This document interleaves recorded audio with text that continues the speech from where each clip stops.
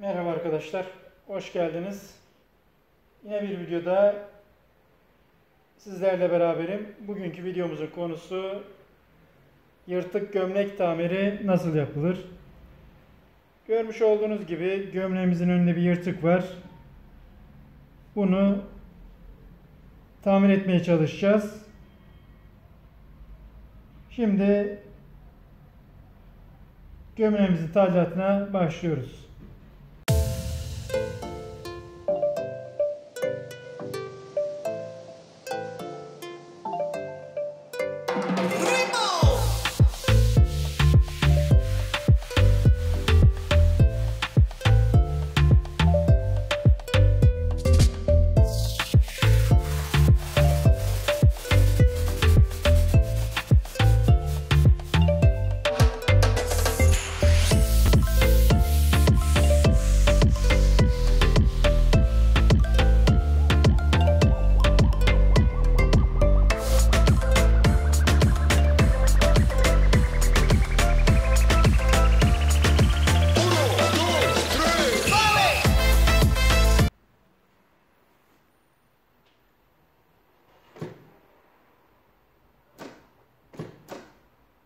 Dikiş adımımızı küçülttük.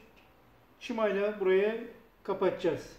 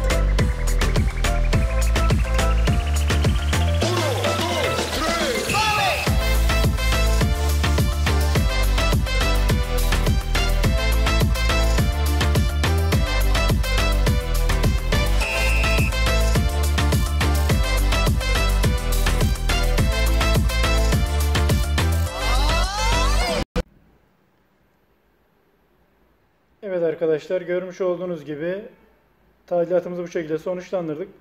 Umarım videomuz hoşunuza gitmiştir. Daha sonraki videolarda görüşmek dileğiyle.